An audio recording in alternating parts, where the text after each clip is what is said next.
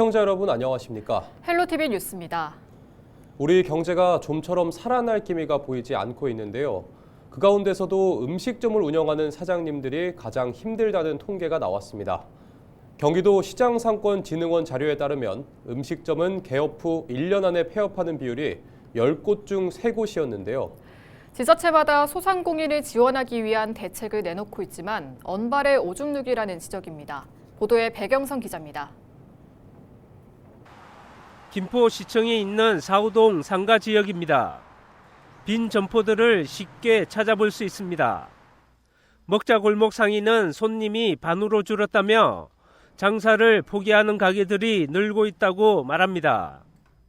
여기 1구역하고 저쪽 건너편이 2구역이에요. 이렇게 두 군데만 합치면은 한 40% 정도는 가게를 다 내놓고 장사를 하신다고 보면 돼요. 실제 경기도 시장상권진흥원이 조사한 자료를 보면 소상공인 3년 생존율은 절반에 그치고 있습니다.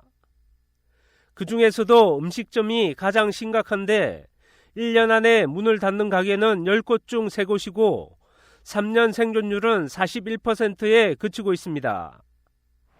김포시의 경우도 심각합니다. 1년 만에 개업 대비 폐업률이 급격히 늘었습니다. 지난해 0.7에서 올해 0.95로 36%나 늘었습니다. 그만큼 경기가 나빠지고 있다는 이야기입니다. 김포시는 하반기 경기 회복을 위해 소상공인 특례 보증 지원, 착한 가격업소 배달비 지원, 이자 지원 등의 대책을 내놓고 있습니다. 하지만 이것만 가지고 경기를 살리는 건 힘들다며 추가적인 대책이 필요하다고 지적합니다. 김포는 매우 심각합니다. 공실들이 늘어나는 것이 예전과 다르게 더 급속도로 늘어나고 있는데 아마 김포의 지역경제 활성화 차원에서 아주 긴급한 처방이 필요한 상황이기 때문에 국가적 지원에서 끝이지 않고 지자체 지원이 또 별도로 또 추가로 돼야 된다 이렇게 생각이 됩니다. 상인들은 정부에서 추진하는 민생지원금에 기대를 걸고 있습니다. 하지만 지역 내에서 얼마나 소비가 될지 의문입니다. 지역을 살릴 수 있는 방법을 누가 모색을 해야 돼요. 생각을 하고. 이거는 시에서 해야 되는 거잖아요.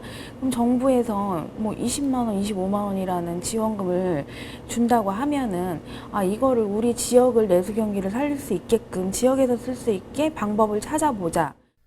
상인들은 이제 한계에 와 있다고 이야기합니다. 정부와 지자체의 보다 적극적인 행정이 필요한 때입니다. 헬로티비 뉴스 백영성입니다. 앞으로 수도권에서 주택을 구입할 때 주택담보대출을 6억 원 초과해서 받을 수 없게 됩니다. 금융위원회는 27일 긴급 가계부채 점검회의를 열고 이런 내용의 초고강도 대출 규제 강화 방안을 발표했습니다. 최근 수도권 지역 부동산 시장 상황 등과 맞물려 가계대출 증가 규모가 확대되고 있는데요.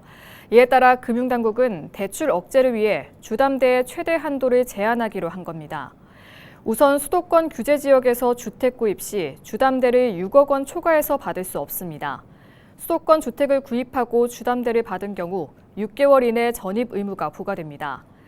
또 수도권 규제 지역 2주택 이상 보유자가 추가 주택을 구입하는 경우에는 주담대를 받을 수 없습니다.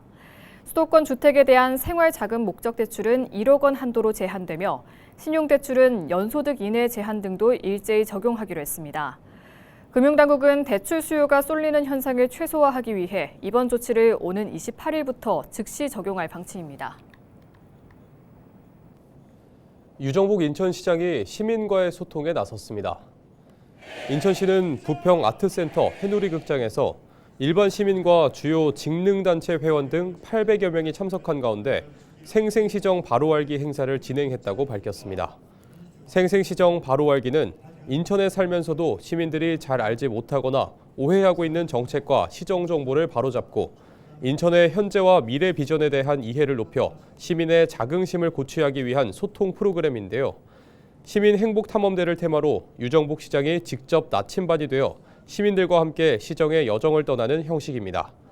설명회는 교통 균형 발전과 저출생 대응, 복지, 미래도시 비전 등 핵심 정책이 쉽게 소개됐으며 시민 인터뷰 영상과 지역 맞춤 설명으로 구성됐습니다. 유정복 인천시장은 시민들이 정확한 정보를 바탕으로 시정을 이해하는 것이 무엇보다 중요하다며 모든 변화의 중심인 시민과 함께 오늘의 청년이 내일의 가족을 꿈꾸는 행복한 도시 인천을 만들어가겠다고 말했습니다. 한편 생생시정 바로 알기는 오는 12월까지 총 5회에 걸쳐 진행될 예정입니다. 인천 병원선의 노후화로 대체 건조돼 지난 2월 진수식을 한 건강 옹진호가 본격적인 정기 진료에 나섭니다. 인천시는 27일 인천항 영무선 부두에서 건강 옹진호 취향식을 열었다고 밝혔습니다. 앞서 시는 기존 병원선인 인천 531호가 설령 25년으로 노후화돼 운항 안전성이 우려되면서 지난 2021년 신규 병원선 건조를 결정했습니다. 이에 따라 신규 병원선 건강 옹진호는 인천시와 옹진군이 126억 원을 투입해 지난 4월 건조했습니다.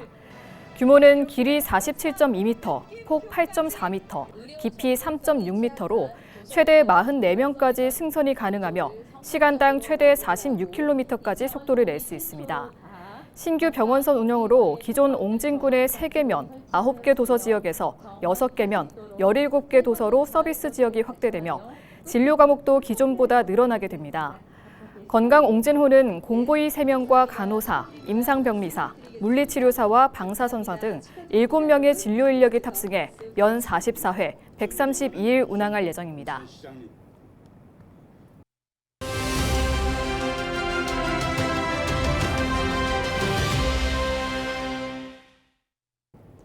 제9대 부천시 의회가 임기 마지막 1년을 앞두고 있습니다. 부천시 의회는 이제 의정 활동의 마무리를 향해 본격적인 행보에 들어가는데요. 김병전 부천시의회 의장을 만나 그간 의정 활동 성과와 남은 임기 과제를 들어봤습니다.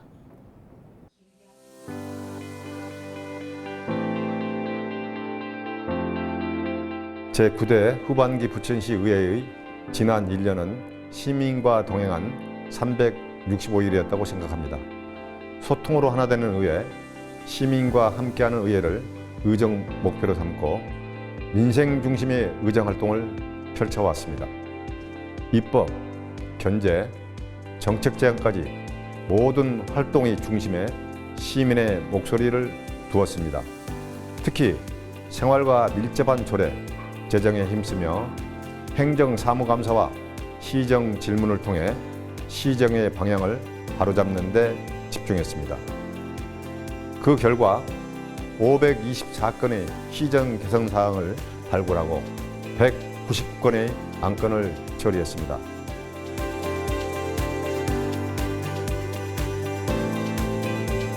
논의 초기부터 다양한 의견과 우려도 있어 2024년 12월 공청회와 2025년 3월 토론회를 통해 시민과 전문가의 다양한 의견을 충분히 수렴하여 제283회 임시회에서 가결했습니다.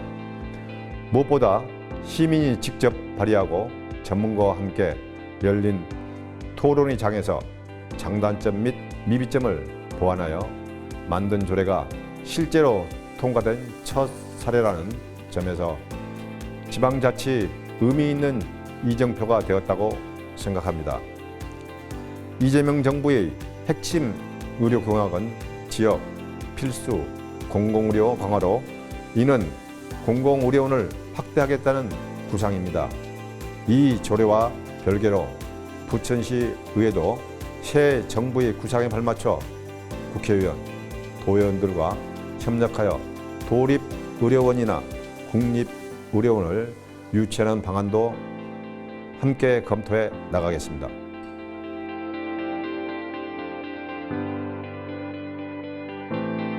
지난 1년 동안 안정적인 회기 운영과 199건의 안건 처리가 가능했던 것은 27명의 여야 의원들께서 민생을 최우선에 두고 협력해 주신 덕분입니다. 물론 일부 현안에서는 여전히 정치적 의견 차이가 있는 것이 사실입니다. 하지만 부천 시민의 행복이라는 공동 목표가 확고하다면 이런 차이들은 충분히 대화로 풀어갈 수 있다고 생각합니다. 앞으로는 정책 간담회나 의원 연구단체 활동을 통해 정치적 이념보다는 시민의 삶이 우선이라는 원칙으로 성숙한 협치 문화를 완성해 나가겠습니다.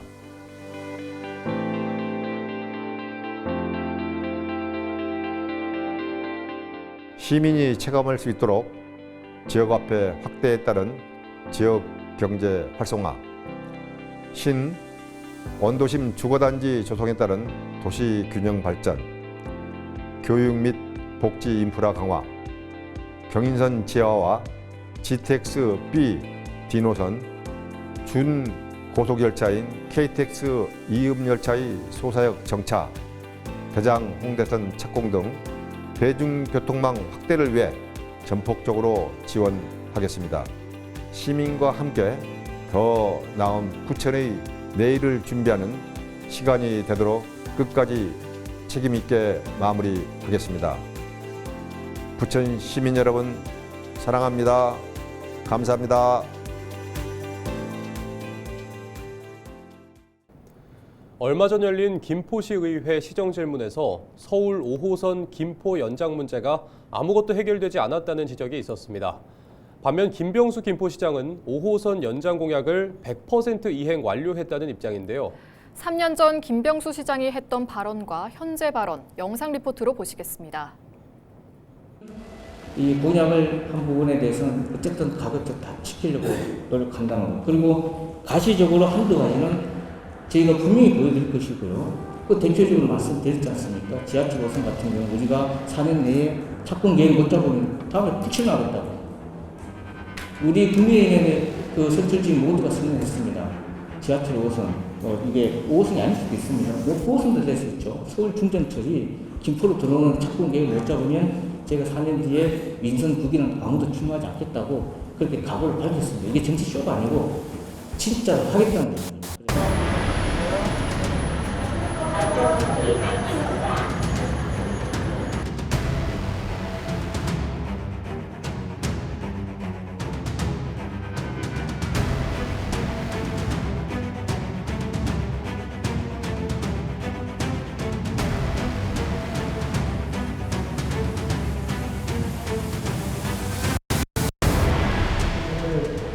숫자 민선 8일 공약 추진 현황 확인하셨죠? 예, 다 일일이 구체적으로 확인하고 있겠지만 그 내용은 전체적으로 나올 것 같습니다. 공약 이용 점검은 사실은 공약 심의위원회 심사위원회 납품 공약 이행률에 관한 부분은 제가 일단 상기하고 있지 않습니다.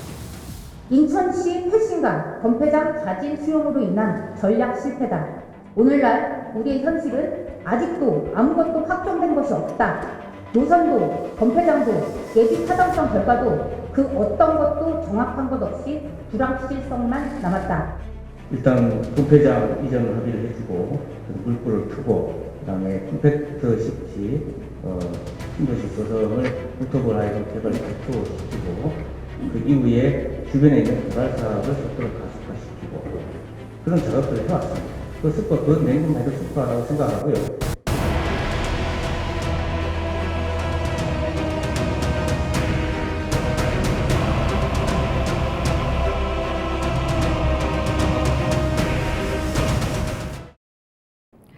김주영 국회의원이 건강보험 심사평가원의 중진료권 조정 연구 결과를 환영한다는 성명서를 발표했습니다.